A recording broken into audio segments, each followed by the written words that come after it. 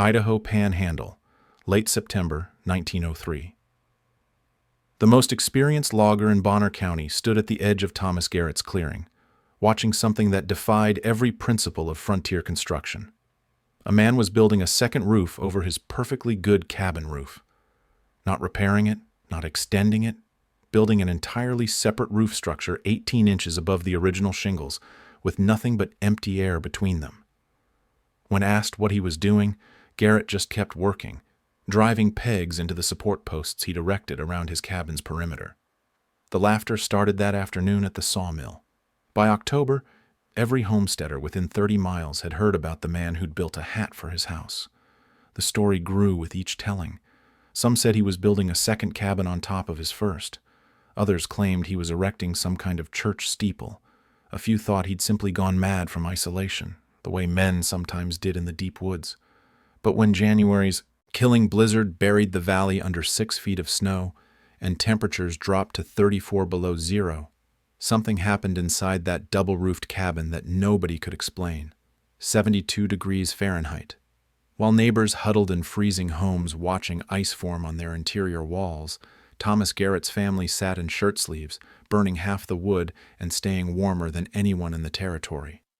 What did this former railroad engineer understand about heat, snow, and survival that generations of mountain builders had missed? Before I reveal the engineering secret that saved his family and transformed construction practices across 3 Idaho valleys, do me a favor. Hit that like button, subscribe to this channel, and drop a comment telling me where you're watching from. Because what Garrett built wasn't primitive and it wasn't crazy. It was 40 years ahead of its time. And modern building scientists are still catching up to what he figured out with nothing but observation and common sense. Thomas Garrett arrived in the Idaho Panhandle in the spring of 1902 with his wife, Catherine, their 3 children, and 17 years of experience building railroad infrastructure across the Rocky Mountains. He'd supervised the construction of roundhouses in Wyoming, maintenance sheds in Montana, and worker housing in conditions that ranged from desert heat to alpine cold. He knew how buildings failed. More importantly, he knew why. His first winter in the cabin he built that summer of 1902 taught him something that nodded at him through every freezing night. The cabin was solid. 14-inch lodgepole pine logs, tight chinking, a stone fireplace that drew beautifully. By frontier standards, it was better than most. But the roof was a disaster. Not the construction. The construction was fine. Cedar shakes laid proper, steep pitch to shed snow, ridge caps sealed tight. The problem was what happened when that roof met a real Idaho winter. Snow would fall, heavy, wet, endless. It piled. On the shakes, 3 feet deep, sometimes 4. The weight alone was concerning, but weight wasn't the real enemy. The real enemy was what happened at the boundary where warm cabin air met cold roof structure. Heat rises. Everyone knows that. In Garrett's cabin, warm air from the fireplace climbed to the ceiling and pressed against the underside of the roof boards. Those boards warmed slightly, maybe 5 or 10 degrees above the outside temperature.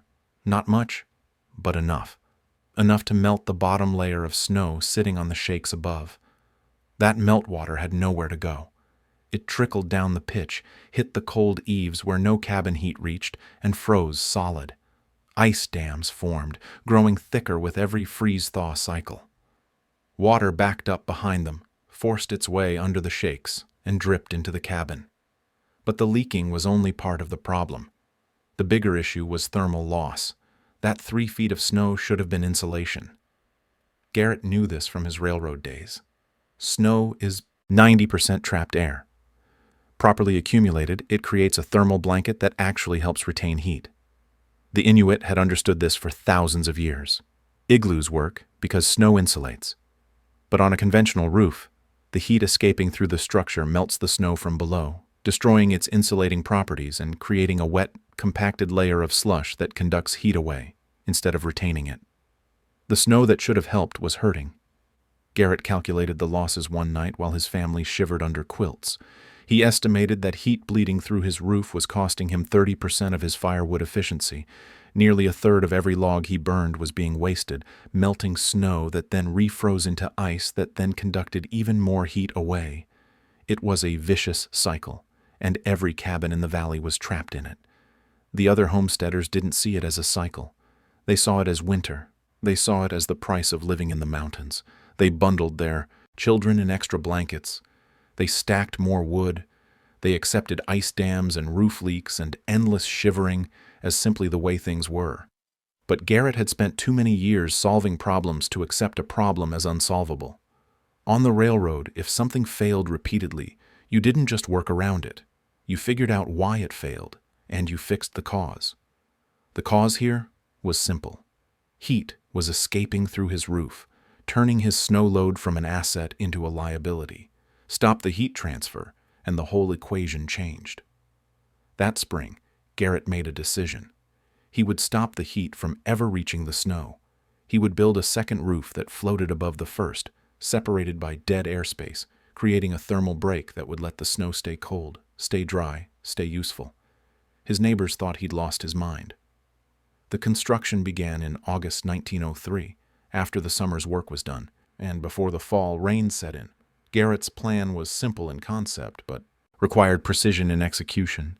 He spent 3 days just surveying and calculating before he touched a single piece of lumber. He walked the perimeter of his cabin at different times of day, noting how snow drifted against the walls, where the wind hit hardest, how water flowed during spring melt. He climbed onto the existing roof and measured the pitch, the ridge height, the distance from peak to eave. He sketched designs in a notebook, rejected them, started over. Catherine watched him from the kitchen window and said nothing. She'd seen this before, back in Wyoming, when he'd redesigned a locomotive turntable that everyone said couldn't be improved. He'd paced and measured and calculated for a week. Then he'd built something that worked twice as well as the original. She trusted the process even when she didn't understand it. First, he erected 12 vertical posts around his cabin's perimeter, positioned 2 feet out from the existing walls. The posts were 8-foot lodgepole pines, stripped and seasoned, set 3 feet into the ground with their tops rising approximately 4 feet above the existing roof peak. He braced them with diagonal supports anchored to buried deadmen logs. Then came the framework. Horizontal beams connected the post tops, creating a rectangular frame that surrounded the cabin like a cage. Ridge poles ran the length of the structure. Rafters descended at a gentle pitch, not steep like the cabin roof beneath, but just enough to shed water and snow. Over those rafters, Garrett laid rough-cut boards with deliberate 1-inch gaps between them. Not a solid surface, a slatted one. Then he covered the whole thing with cedar shakes, same as the lower roof, but installed with larger overlaps to compensate for the board gaps below. The result was a second roof, 18 inches above the first at the eaves, rising to nearly 4 feet of separation at the peak. The gap between them was open at the eaves, allowing cold outside air to circulate freely. No cabin heat could reach the upper roof. None. The upper roof would stay cold. Snow landing on it would stay frozen, would stay fluffy, would stay insulating. And the original cabin roof below, sheltered from direct snowfall and isolated from wind, would stay dry, stay stable, stay efficient. Garrett called it a cold roof. The term wouldn't enter mainstream building science for another 60 years. His neighbors called it something else entirely. The criticism came fast and hard. At the general store in Sandpoint, men gathered around the potbelly stove and traded opinions like ammunition. Some of them had known Garrett for over a year now. They respected his work ethic, appreciated his skill with tools, valued his willingness to help neighbors when machinery broke or buildings needed repair. But this double-roof business had crossed a line from eccentric into concerning.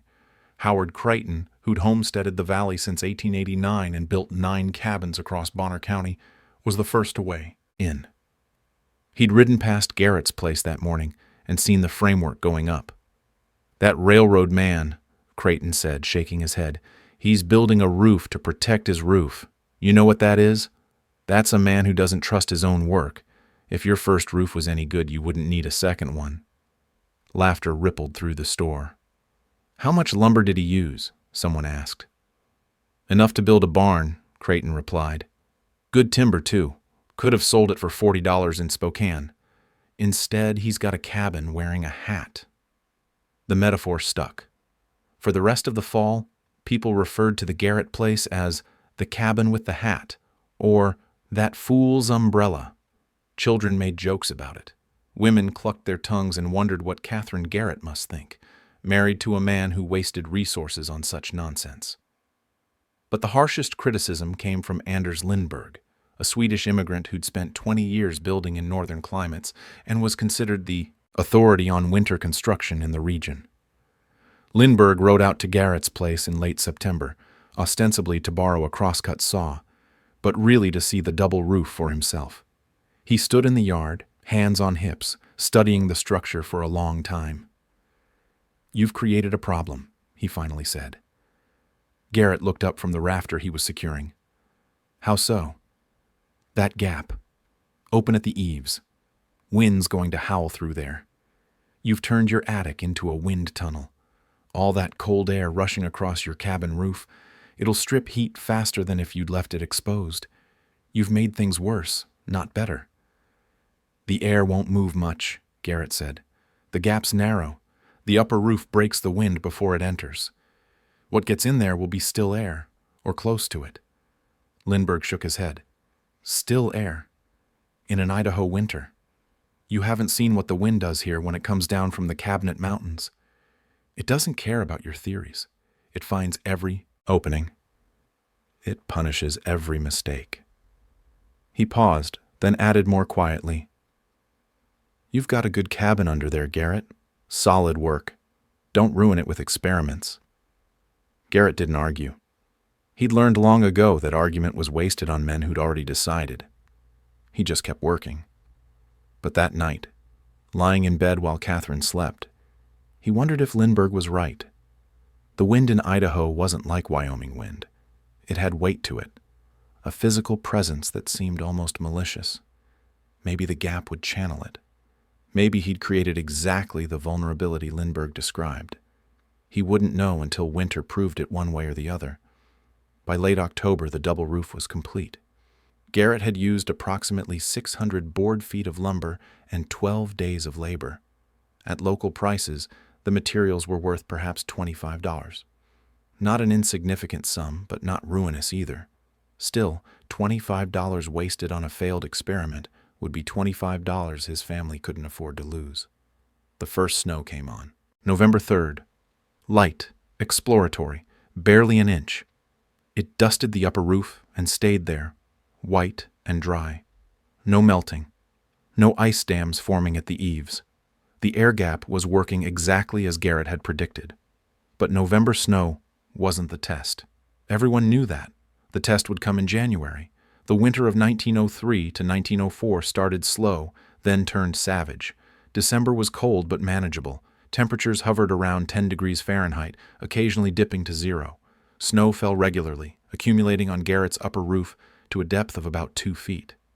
It stayed fluffy, stayed dry, stayed insulating, exactly as designed. Inside the cabin, Garrett noticed the difference immediately. The ceiling, which had always felt cold to the touch during his first winter, now felt almost neutral. No frost formed on the interior walls. The ice crystals that had appeared on window frames the previous year were absent. More importantly, the firewood was lasting. Garrett kept meticulous records, a habit from his railroad days. In December 1902, his first winter, he'd burned approximately 1.2 cords of pine. In December 1903, under similar conditions, he burned 0.7 cords, a 42% reduction, but he didn't mention this to anyone.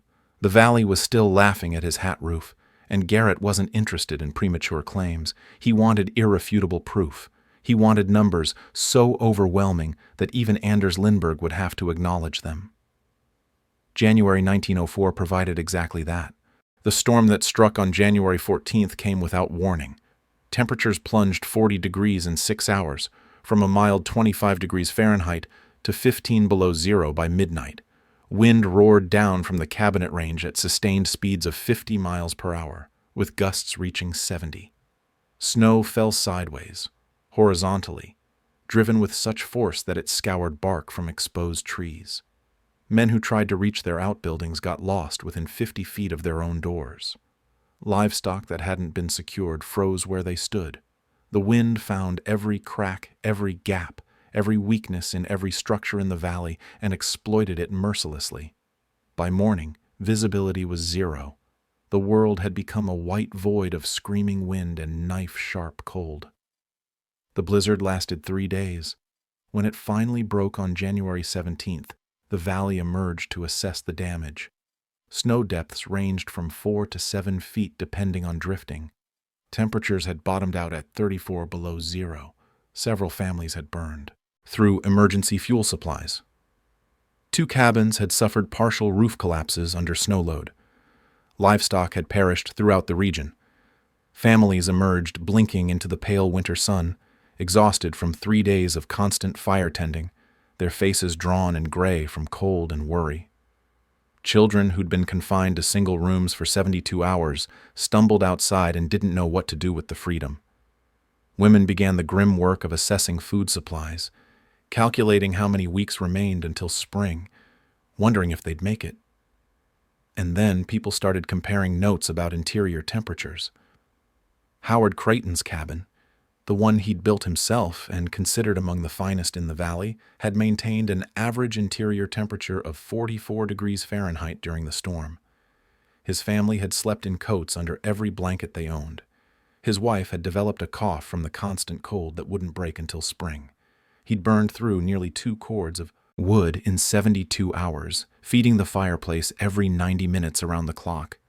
Anders Lindberg's place fared slightly better. His Swedish construction techniques, learned from generations of cold climate builders, gave him an edge. He held 51 degrees average, burning 1.5 cords. Still, his children had stayed in the main room, abandoning their bedrooms, which had dropped below freezing. Thomas Garrett's cabin held 72 degrees Fahrenheit, during a blizzard that pushed 34 below zero with 50-mile-per-hour winds. He burned just over half a cord, less than a third of what Creighton used. The news spread through the valley like wildfire after the storm. Men who'd laughed at the hat roof fell silent. Women who'd pitied Catherine Garrett suddenly wanted to know what she knew. Children who'd made jokes now asked their fathers why their houses were so cold when the Garrett's house was warm. Howard Creighton rode out to see for himself on January 19th. He brought a mercury thermometer, the kind used for medical purposes, accurate within a degree. He wanted measurements he could verify. Garrett welcomed him in. The interior of the cabin was warm, not just surviving warm, but actually comfortable. Catherine was working at the stove in a house dress, no shawl, no coat. The children were playing on the floor without gloves. The fire burned steadily in the hearth, modest flames, nothing roaring, just a calm, efficient burn. Creighton checked his thermometer. 71 degrees Fahrenheit. He walked to the corners, checking for cold spots. 68 degrees in the northwest corner, the coldest reading in the cabin. 73 degrees near the hearth. An average variance of 5 degrees across the entire interior. In Creighton's own cabin, the variance between the fireplace and the far corners was often 25 degrees or more. You could be sweating by the fire and see your breath by the back wall. "How?" Creighton asked finally. Garrett explained. The double roof created a thermal break. Heat rising from the cabin hit the lower roof but couldn't transfer to the snow above because the upper roof was isolated from it. The cold air in the gap stayed cold. The snow on top stayed frozen, stayed fluffy, stayed insulating. Instead of melting and refreezing into heat-conducting ice, it remained a natural blanket of trapped air. "But the wind," Creighton said. Lindberg said the wind would tear through that gap. "The gap is only 18 inches at the eaves," Garrett replied, "and the upper roof extends past it by a foot. Wind hits the upper structure, deflects, loses most of its energy. What enters the gap is already broken. It doesn't have the velocity to create convection currents." He'd measured it during the storm. Air movement in the gap averaged less than 3 miles per hour, even when external winds exceeded 50. The geometry worked. Creighton stood in the warm cabin, holding his thermometer, and something shifted in his expression. "I called this a fool's umbrella," he said quietly. "I was wrong." Garrett just nodded. He'd known he was right all along.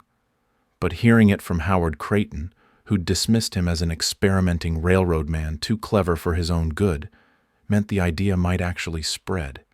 And spread it did. The validation came fast after Creighton's visit. Anders Lindberg, the man who'd warned Garrett about wind tunnels and stripped heat, made his own inspection on January 22nd.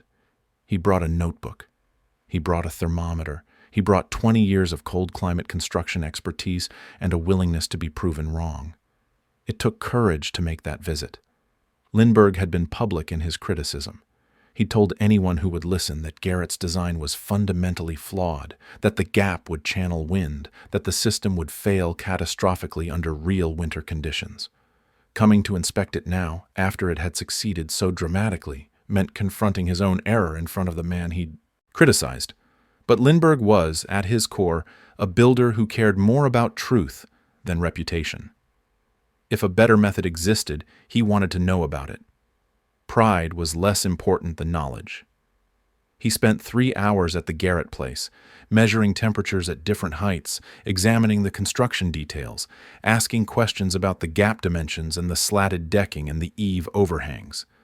When he finished, he sat at Garrett's table and did calculations while Catherine served coffee. "The thermal break," Lindberg finally said. "It's the same principle as a double-paned window, dead air between two surfaces, but scaled up, applied to an entire roof." Garrett nodded. "The railroad used the same concept in refrigerated cars. You separate the ice from the cargo with an air gap. The gap prevents direct conduction, keeps the cold where you want it." Lindberg looked up sharply. "You learned this from refrigeration?" "I learned the principle from refrigeration, applied it in reverse. Instead of keeping cold in, I'm keeping heat in. Same physics." It was so simple, so obvious once you understood it. But nobody in the valley had thought to apply industrial insulation principles to residential construction. They'd built the way their fathers built, the way their grandfathers built, trusting tradition over observation. Garrett had observed, and he'd questioned, and he'd built something better. The numbers bore it out over the following weeks. Garrett tracked everything, comparing his consumption and temperatures to willing neighbors who kept similar records. Garrett household, January 1904. Wood consumption 0.9 cords. Average interior temperature 68 degrees Fahrenheit. Temperature variance between warmest and coldest spots 5 degrees. Ice dam formation none. Roof leakage none. Creighton household, January 1904. Wood consumption 2.8 cords. Average interior temperature 46 degrees Fahrenheit. Temperature variance 24 degrees. Ice dam formation severe. Required removal twice. Roof leakage moderate during thaw periods. Lindberg household, January 1904. Wood consumption 2.1 cords. Average interior temperature 52 degrees Fahrenheit. Temperature variance 18 degrees. Ice dam formation moderate. Roof leakage minor. The fuel savings alone were staggering. Garrett used 68% less wood than Creighton, 57% less than Lindberg, while maintaining temperatures 22 degrees higher than Creighton and 16 degrees higher than Lindberg. Extrapolated across a full winter season, Garrett's system would save approximately 4 cords of wood compared to a conventional cabin. At local prices of $5 per cord, that represented $20 in savings per year. His construction materials had cost $25. The system would pay for itself in 15 months, but the real value wasn't monetary. It was the quality of life inside that cabin. Garrett's children didn't get sick that winter. No coughs, no chills, no nights spent shivering under piles of blankets. Catherine could cook and clean and manage the household without wearing 3 layers of wool. Thomas could work at his bench in the evenings, repairing tools and planning spring projects, instead of huddling by the fire, feeding it constantly. They lived that winter. They didn't just survive it. The difference showed in ways that couldn't be measured with thermometers. Margaret Garrett smiled more. The children laughed more. Thomas had energy in the evenings instead of collapsing into exhausted sleep after another day of splitting wood and feeding fires. The family ate dinner together at a table, not huddled around the hearth clutching bowls of soup for warmth. That's what the numbers don't capture. The human cost of cold isn't just fuel consumption and temperature differentials. It's the grinding, relentless drain on body and spirit that happens when you're never quite warm enough, when every activity requires fighting the environment, when winter becomes an enemy you can't defeat, only endure. Garrett's family wasn't enduring that winter. They were living through it, and that difference was worth more than any fuel savings could measure. Spring came late to the Idaho Panhandle in 1904, but when it arrived, it brought visitors. Men started showing up at Garrett's place in March as soon as the roads were passable. They came from Sandpoint, from Clark Fork, from as far as the Montana border. They wanted to see the double roof. They wanted measurements and dimensions. They wanted to understand how a railroad man had solved a problem that had plagued mountain builders for generations. Garrett showed them everything. He walked them through the construction sequence, explained the critical dimensions, pointed out the details that mattered and the shortcuts that didn't. He never charged for his time. He considered it knowledge that should be shared. By summer, Anders Lindbergh had built the first replication. His version was slightly different, adapted to his own cabin's geometry, but it followed the same principles. Cold upper roof, dead air gap, thermal break. He installed it in August and reported back in January 1905 with triumphant results. His fuel consumption had dropped 51%. His interior temperature had risen 14 degrees average. Howard Creighton followed in the summer of 1905, then 3 more families that fall. By the winter of 1906 to 1907, 11 cabins in the valley had double roofs. The spread wasn't dramatic or revolutionary. It was practical, word-of-mouth adoption by people who'd seen the evidence with their own eyes. Most homesteaders who already had functional cabins didn't rebuild, but for new construction, especially in exposed high-elevation locations, the double roof became an option that people actually considered, and it kept spreading. Slowly, through the logging camps and mining settlements of the northern Rockies, the concept traveled. Sometimes the builders knew where it came from. Sometimes they didn't. Sometimes they called it a Garrett roof. Sometimes they called it a cold attic. Sometimes they just called it common sense once they understood the physics. A logging camp foreman in Missoula heard about it from a cousin who'd visited the Sandpoint area. He built a version over the bunkhouse in 1908 and cut his winter fuel bill by half. A rancher near Butte adapted the principle for his cattle barn, creating a double roof that kept the interior warm enough that his stock didn't lose weight fighting the cold. A mining company in the Coeur d'Alene district installed cold roofs on their surface buildings and reported fewer burst pipes and happier workers. Each adaptation was slightly different. Each builder modified the dimensions and materials to suit local conditions, but the core principle remained constant. Separate the warm interior from the cold exterior. Create a thermal break. Let physics do the work. What Garrett had built wasn't just a shelter improvement. It was a demonstration that observation trumps tradition. That asking, why does this fail, can lead to better answers than asking, how did our fathers do it? The double roof attacked a specific problem. Heat escaping through the ceiling, melting snow, creating ice dams, destroying the natural insulation that should have helped. By breaking the thermal connection between the warm interior and the cold exterior, Garrett had turned snow from an enemy into an ally. But the deeper lesson was about humility. Every experienced builder in that valley had accepted ice dams as inevitable. They'd accepted roof leaks as the price of mountain living. They'd accepted burning twice the wood they should have needed, because that's just how it was. Garrett hadn't accepted any of it. He'd questioned, tested, and proven that better was possible. Thomas Garrett lived in his double-roofed cabin until 1931, when he passed away at the age of 68. Catherine had died 3 years earlier. The children had long since moved to cities with their own families.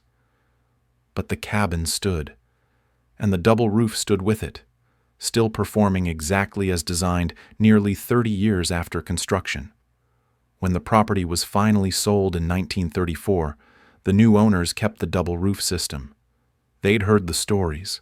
They knew what it did. Why would anyone remove something that worked that well? The structure stood until 1962, when a forest fire swept through the region and took it along with everything else in its path. By then, the principle Garrett had pioneered had spread far beyond Idaho.